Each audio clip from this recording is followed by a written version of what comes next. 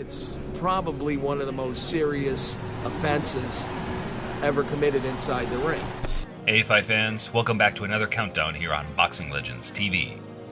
Today we'll be taking a look at some of the most gruesome and explicit injuries to ever occur in combat sports history. That is the hardest knee I have ever seen. We must warn you that this countdown will not be for the faint of heart. Broken bones, grotesque swelling, and severe bloodshed is ahead, but we made sure to leave out any injuries that led to or caused death. Coming in at number 15, we have one of the most viral boxing incidents of all time between James the Harlem Hammer Butler and Richard the Alien Grant back in 2001. James Butler, the 28-year-old former USBA super middleweight champ, owns a record of 18-2 as a professional with 12 knockouts. Although many of you may have seen this clip before, it's what happened after which is mind-blowing. Bizarrely enough, the bout between Butler and Grant was just a charity match set up to raise money for the survivors of the 9/11 terror attacks. After Butler lost by unanimous decision, he had his gloves removed, and Grant then went to Butler's side of the ring for an expected exchange of congratulations.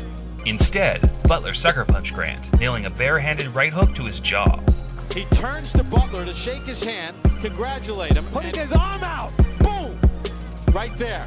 He was a coward and he couldn't get him during the fight, and he sucker punched him right there. Grant suffered a temporarily dislocated jaw and a lacerated tongue that required 26 stitches. Butler went on to serve a 4-month jail sentence for the assault, but his reign of terror had only just begun. On October 12, 2004, writer Sam Kellerman, brother of boxing analyst Max Kellerman, was helping Butler out as a friend by letting him stay in his Hollywood apartment while he tried to get his boxing career back on track. After a few months had passed, Sam asked Butler to leave, whereby Butler flipped out and brutally murdered Sam with a hammer, smashing him with 10 to 20 blows in the head. He then torched the house down to try and cover up the evidence, but 2 days later, Butler was arrested and sentenced to 29 years in jail. But objectively, my brother Sam was also a genius. He's a brilliant guy. And it was always your right hand, right? It was always. I Sam wouldn't say Max. right hand. I would say that we were. You guys were always together always, at the always. hip. Yeah. At number 14, we have arguably the most brutal bloodbath ever seen in combat sports between Joe Stevenson and BJ Penn for the UFC Interim Lightweight Championship in UFC 80. This right here is why this is the greatest sport in the world today. Look at that. Dripping with blood, coming out and ready to go. Just seconds after the start of the fight, Penn knocked Stevenson down with a right uppercut. From the top position, Penn landed a strong elbow to the head of Stevenson, causing a serious cut on Stevenson's hairline. In the second round, Stevenson fought more aggressively but was still unable to threaten Penn. After taking Stevenson's back, Penn secured a fight-ending rear-naked choke at 4:02 of the second round. Slippery as they are. That's that physical dexterity that he has in his legs. He's got the shot. Here we go. That's it. That's a wrap. It is all over. BJ Penn is the UFC lightweight champion. Coming in at number 13, we have a rarely seen in boxing ear cartilage injury between the famous boxing cheater Antonio Margarito and Sebastian Lujan back in 2005. Not everybody might want to see that. It's pretty graphic, but you can see the ear actually flopping. If you have children right now, you might not want them to be watching this. Steps in there, and the corner does what we were hoping they would do. They stop the fight. You know what, Teddy? That's the right call. Let me tell you something. That blood, look at that left ear on Sebastian Lujan. The blood was getting to the point of just spray painting ringside. In actuality, that ear is starting to come off the side of his head. He has a torn ear. Margarito was later caught against Shane Mosley for loading his gloves up with plaster of Paris to inflict severe damage, but whether he cheated in this bout is unknown, although Sebastian certainly felt that he had unhuman-like power in their match. He say Margarito, he's cheating him because he put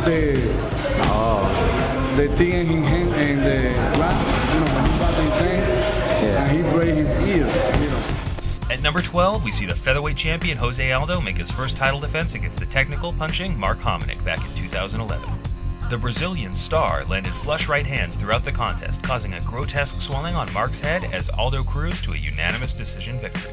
Mark later said, "It was like he had two fists in one. When he hit with his right hand, he hit like a heavyweight, and his explosiveness, that was the biggest difference I noticed. I'm normally good with distance and being able to fade from a shot, but he can close the distance with not just speed, but with power." Taking the number 11 slot, we have another outrageous swelling. This one is probably the most famous in boxing history. The two former heavyweight champions, Evander Holyfield and Hasim Rahman, squared off in 2002. After multiple headbutts landed throughout the first 8 rounds, the ring doctor called an end to the bout after Rahman's head swelled up like a balloon, resulting in a technical decision victory for Holyfield. The bump isn't dangerous, but if you can't see, the fight should stop. And Rahman said something to the effect that it was affecting his eyesight. Coming in at number 10, we have one of, if not the most, brutal nose injuries seen in a Muay Thai contest. Keith McLaughlin and Paul Karpovitz battled it out for 3 rounds until a devastating kick landed on Paul's nose midway through the 3rd. He bravely tried to continue, but the ref stopped the fight soon after the injury occurred. Oh, good kick. That was a good kick. It was right in the mouth of Karpovitz. It's bad cut, bad cut. But Keith McLaughlin, the reconstruction needed on that, it's going to be unreal. At number 9, we see Pavel Volak take on underdog Delvin Rodriguez back in 2011. Respect the bell, and above all, protect yourself at all times. God bless you, touch him up. In round 4, Volak developed a massive disfiguring hematoma on his right temple that, by the end of the fight, would completely close his right eye. I mean, look, I wasn't really hurt, meaning the punch didn't bother me. My eye just started swelling, and I couldn't really, it was giving me a little bit of a problem, I'm not gonna lie. You know, I didn't want the fight to stop. That's why in the corner, every time they asked me, can you see? I'm like, yeah, I can see, man, come on. At number 8, we have the rematch between the pound-for-pound legend Anderson Silva and Chris Weidman back in 2013. At the start of the 2nd round, Silva attacked Weidman with a series of kicks, including a heavy inside low kick, which Weidman checked with his left knee. This check snapped Silva's left fibula and tibia on contact. Silva immediately fell to the mat, forcing referee Herb Dean to stop the fight 1 minute 16 seconds into the 2nd round and give Weidman the victory by TKO. Low kicks were some of Silva's most effective strikes in their first encounter, which led Weidman to focus on defending against them for the rematch. At number 7, we have the relentless assault inflicted by Chris Eubank Jr. on Nick Blackwell in their match back in 2016. Eubank Jr. dominated the action using hard hooks and uppercuts, which eventually led to a bloody nose and a large swelling above Blackwell's left eye. Following the midway point in the corner between rounds, Chris Eubank Sr. was heard to instruct his son to refrain from punching Blackwell in the head. In the 10th round, the referee summoned the ringside doctor to assess Blackwell, who in turn deemed him unable to continue due to the swelling on his head obstructing his vision. This handed Eubank Jr. the victory and title. Some minutes after the fight was stopped, Blackwell was given oxygen and taken out of the arena by stretcher. He was later taken to St. Mary's Hospital with bleeding of the skull outside his brain and placed in a medically induced coma. An operation was not deemed necessary, and the following weekend, he was thankfully brought out of the coma. I mean, you must feel lucky to be alive, aren't you? Yeah, definitely. You know, when I woke up, it put everything into perspective, you know, how lucky I was, and the recovery, you know, has been quick. Taking the number 8 slot, we have the 2008 UFC Fight for the Troops event between Corey Hill and Dale Hart. 20 seconds into the 2nd round, Hill broke his right leg while throwing a kick that was checked by Dale Hart in what is widely considered one of the most gruesome injuries in mixed martial arts history. Oh, Corey fell down. Oh, his leg's broken! His leg's broken! Oh, stop! It's gonna be stopped. Stop the fight! Stop the fight! The fight is all over. Corey Hill has suffered a broken leg. Whoa! Whoa! You check this kick right here, and bam! Coming in at number 5, we have by far the most gruesome injury in boxing history, but it unfortunately took place in the year 1900, so there is no footage of the event. The bout was between lightweight king Joe Gans and Frank Earn for the world lightweight title. Gans lost when he pulled out with what has been described as a cut eye, and seemed to confirm the prevailing view at the time that black fighters lacked heart. In fact, Gans' eye had popped out and was resting on his cheek. The Baltimore man's eye was dislodged from its socket by a head-on collision, quoted the Chicago Times-Herald. Gans popped his eye back in, but never regained full sight. At number 4, we have an injury that UFC commentator Joe Rogan described as the most horrific thing he has ever seen. At Bellator 158, Michael Page took on Evangelista Santos and won by knocking out Santos with a flying knee in the 2nd round. See, it's hard to breathe, so just about everything you need in a fight, you lose off the liver shot. It can come back. Santos runs into the jump knee, and it's over. Did the hype train just pick up speed? That is the hardest knee I have ever seen. Big John McCarthy just said that, and he did it catching a guy coming in. Santos had to undergo surgery afterwards due to a depressed frontal sinus fracture. Taking the number 3 slot, we have by far the most grotesque lump ever seen in a boxing ring. In 2013, the Russian warrior Denis Lebedev took on Guillermo Jones for the WBA cruiserweight title. Lebedev's eye started to swell in the early rounds, but he continued to fight through the pain for another 9 grueling rounds, amazingly winning most of them along the way. But in round 11, the swelling had got completely out of control and was finally stopped by the ring doctor, who appeared to be completely missing for the previous 6 rounds, as the fight should have clearly been stopped earlier. At number 2, we have the sad, relentless beating of Billy Collins Jr. back in 1983. Collins was matched against Puerto Rican journeyman Luis Resto at Madison Square Garden in New York City. Collins entered the fight as a betting favorite, but took a heavy beating and lost by a unanimous decision.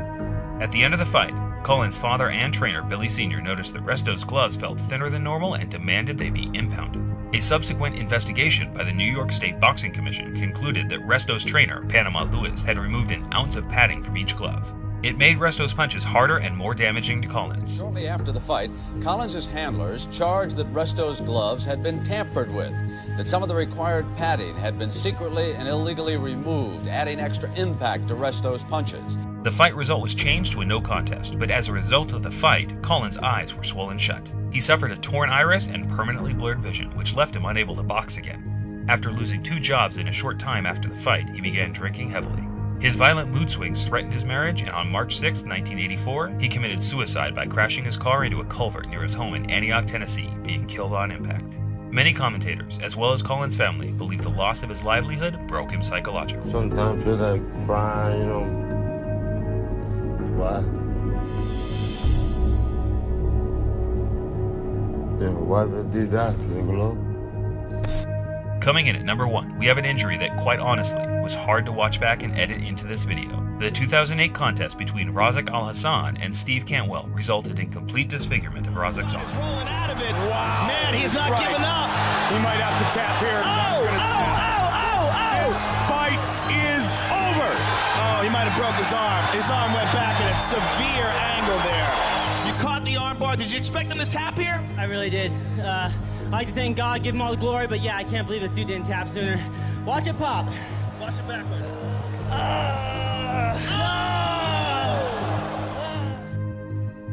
Thanks for watching, fight fans. I hope you enjoyed this video. If so, please leave a like, as it really helps out our channel. Until next time, this is Boxing Legends TV, signing off. Terror attacks.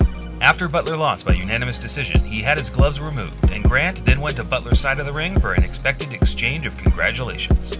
Instead, Butler sucker punched Grant, nailing a barehanded right hook to his jaw. He turns to Butler to shake his hand, congratulate him, putting his arm out. Boom! Back in 2001. James Butler, the 28-year-old former USBA super middleweight champ, owns a record of 18-2 as a professional with 12 knockouts. Although many of you may have seen this clip before, it's what happened after which is mind-blowing. Bizarrely enough, the bout between Butler and Grant was just a charity match set up to raise money for the survivors of the 9/11. Right there. He was a coward and he couldn't get him during the fight, and he sucker punched him right there. Grant suffered a temporarily dislocated jaw and a lacerated tongue that required 26 stitches. Butler went on to serve a 4-month jail sentence for the assault, but his reign of terror had only just begun. On October 12, 2004, writer Sam Kellerman, brother of... It's probably one of the most serious offenses ever committed inside the ring. Hey fight fans, welcome back to another countdown here on Boxing Legends TV. Today we'll be taking a look at some of the most gruesome and explicit injuries to ever occur in combat sports history. That is the hardest knee I have ever seen. We must warn you that this countdown will not be for the faint of heart. Broken bones, grotesque swelling, and severe bloodshed is ahead, but we made sure to leave out any injuries that led to or caused death. Coming in at number 15, we have one of the most viral boxing incidents of all time between James the Harlem Hammer Butler and Richard the Alien Grant.